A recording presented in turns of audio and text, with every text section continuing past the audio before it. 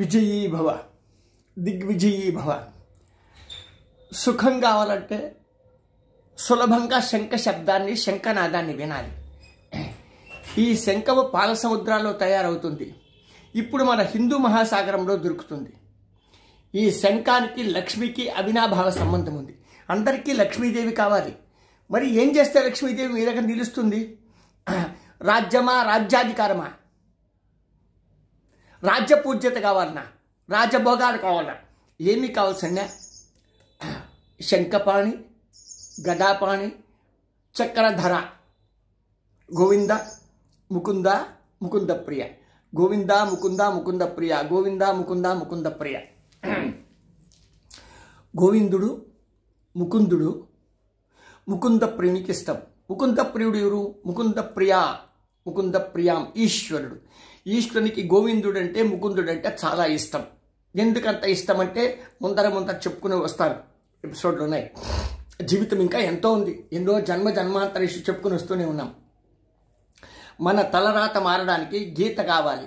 ఆ ఎవరింట్లో గీత శాస్త్ర ప్రకారంగా రోజు ఒక శ్లోకమైనా పఠిస్తారో, అథవా భగవద్గీత పుస్తకానికి, గ్రంథానికి ఎవరైతే ధూపదీప నైవేద్యాదులు చేస్తారో, గీతాయా శాస్త్రం పుణ్యం, గీతాయా శాస్త్రం సత్యం, గీతాయా శాస్త్రం శాశ్వతం. గీత అనబడేటువంటి శాస్త్రం సత్యమైంది, ధర్మమైంది, ఎప్పుడు శాశ్వతమైంది, సనాతనమైంది. అది ఒకప్పుడు పుట్టి పెరిగి నాశనం అయిపోయింది, నేను చెప్పుకోకూడదు సుమా. కారణాంతరాలతో 5200 సంవత్సరాలప్పుడు అర్థమైన మహాభారత సంగ్రామంలో కౌరవ పాండవులకు యుద్ధం వచ్చిండేటప్పుడు ఉభయ సైన్యాల మధ్య లోపల ఎంతోమంది ప్రవచనకారులు కొన్ని లక్షల మంది, కొన్ని కోట్ల సార్లు జన్మాంతర చెప్పుకొచ్చిండేదే అనేది కాకుండా 5002 సంవత్సరాల సమయంలో కురుక్షేత్ర యుద్ధం, ఇప్పుడు ఢిల్లీ దగ్గరగా ఉంటే కురుక్షేత్రం అనేటువంటి స్థలం కూడా హర్యానా రాష్ట్రంలో ఉంటుంది. అర్థమైన అక్కడ నడిచిండేటువంటి సన్నివేశము, సందర్భానికి అర్థమైన భగవద్గీత అని. కానీ యుగాంతరాల్లో ప్రతి సన్నివేశం వచ్చిండేటప్పుడు గీత ఉంది అన్నమాట. అది కపిల గీత అని, ఉద్ధవ గీత అని, శక్తి గీత అని, అష్టావక్ర గీత అని, అట్లా అనేక రకాలైనటువంటి గీతలు వస్తూ ఇప్పటి మన కలికాలంలో అర్థమైన భగవద్గీత ఉంది. కానీ దీనికి మూలము వేదాలు, ఉపనిషత్తులు మాత్రమే సుమా. వేదాలు, ఉపనిషత్తులు గీతకు మూలమై ఉంది. కాబట్టి మన తలరాతలు మారేటువంటి గీత, ఆ గీతను మార్చేటువంటిది శంఖం, ఈ శంఖనాదం, ఈ శంఖ శబ్దం. వందే శంభు ఉమాపతిం సురుకురం, వందే జగత్కారణం, వందే పన్నగభూషణం మృగధరం, వందే పశూనాం పతిం, వందే సూర్య శశాంక వహ్నినయనం, వందే ముకుంద ప్రియాం, వందే భక్తజనాశ్రయంచ వరదం, వందేం శివం శంకరం. శివ, శంకర. శంకర పరమానందం, పరమాద్భుతం, పరమైశ్వర్యం. శంకర, శంకర. హర హర శంకర, జయ హర శంకర, హర హర శంకర, జయ హర శంకర, హర హర శంకర, జయ హర శంకర, హర హర శంకర, జయ హర శంకర, హర హర శంకర, జయ హర శంకర. ఎంత ఎంత ఎంత ఇదమిత్తం చెప్పలేం. అనేక కోట్ల జన్మలుగా మనం అనుభవించేటువంటి ఒక తరహా యుగ ధర్మాలను బట్టి పూజా పురస్కారాలు, గురువుల ఆశీస్సులు, 30 కోటి దేవతల ఆశీస్సులు, మీ అనుష్ఠానంతా కలిస్తే కూడా వచ్చేటువంటి పుణ్యాలు శంకర నామంతో సమానమైంది కావు. శంఖనాదంతో, శంఖ శబ్దంతో సమానమైంది కావు. అటువంటి శంఖనాదాన్ని విని శంకర శంకర శంకర శంకర శంకర శరణం మమ, శంకర శరణం మమ మహామంత్రం ఈ పొద్దు చెప్పిస్తా ఉన్నాను, నేర్చుకోండి. ఓం శంకర శరణం మమ, ఓం శివశంకర శరణం మమ. శివశంకర శివశంకర హర మే హర ధురితం, కృపయా తవ పరిపాకి హరే హర శివం.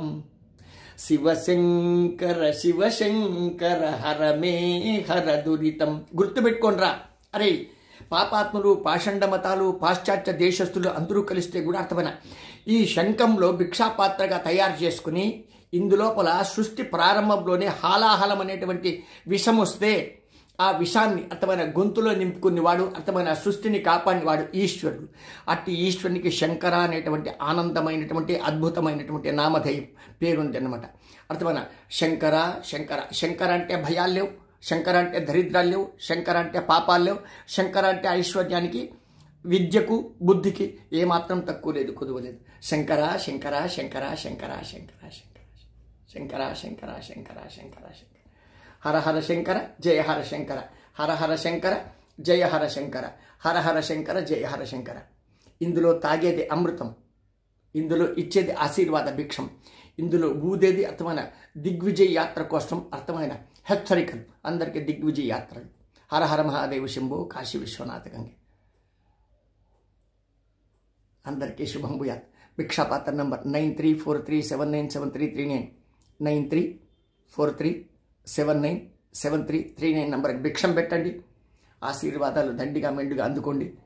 మన ఛానల్ను సబ్స్క్రైబర్ కాకపోతే వెంటనే సబ్స్క్రైబర్ చేసుకోండి. మన పోస్టులు చూడండి, దానికి ఒక కామెంట్ పెట్టి హర మహాదేవ శంభో కాశీ విశ్వనాథ గంగే దండం పెట్టండి.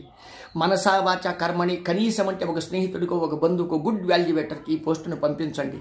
ఎందుకు మీకు కార్యసిద్ధి కాదు, ఎందుకు మీకు ఐశ్వర్య సిద్ధి కాదు, ఎందుకు మీకు ఆరోగ్య సిద్ధి కాదు, ఎందుకు మీకు ఆనంద సిద్ధి కాదు, ఎందుకు మీకు ఏకాగ్రత కుదరదో చూస్తాం.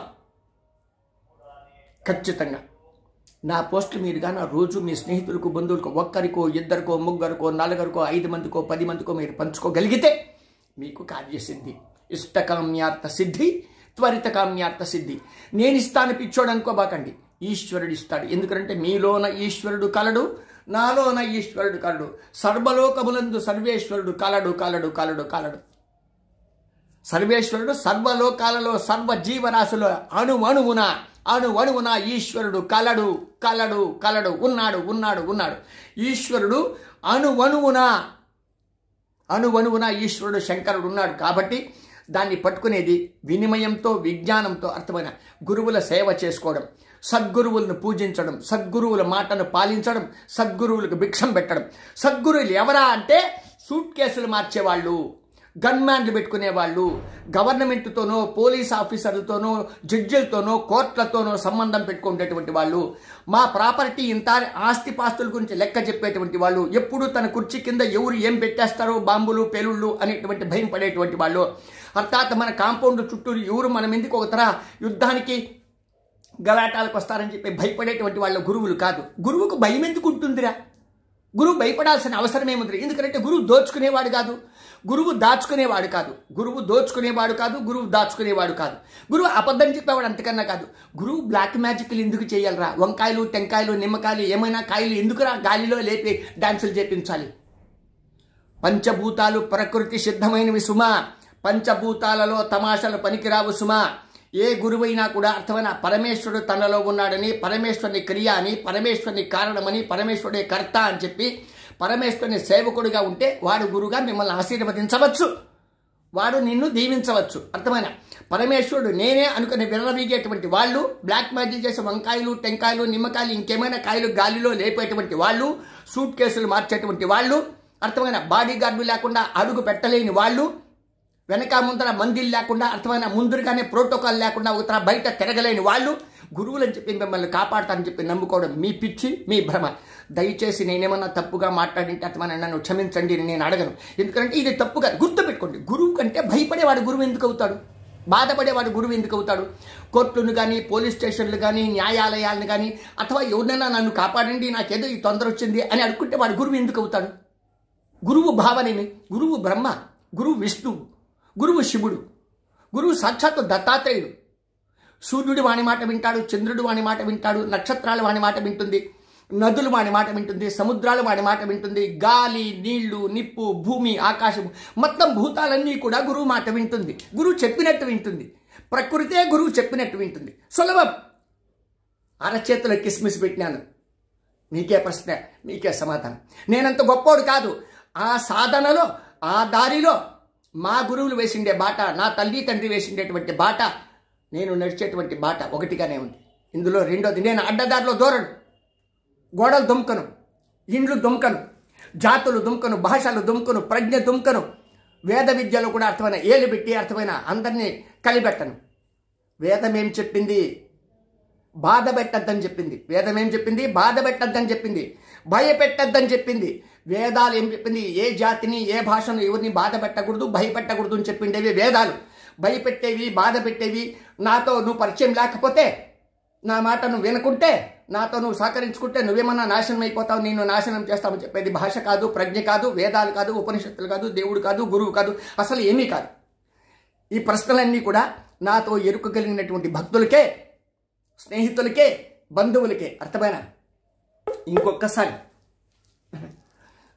ఈ శంఖనాదం మిమ్మల్ని కాపాడుగాక, ఐశ్వర్యాన్ని, ఆరోగ్యాన్ని, పరమానందాన్ని ఇచ్చునుగాక. శివ శివ.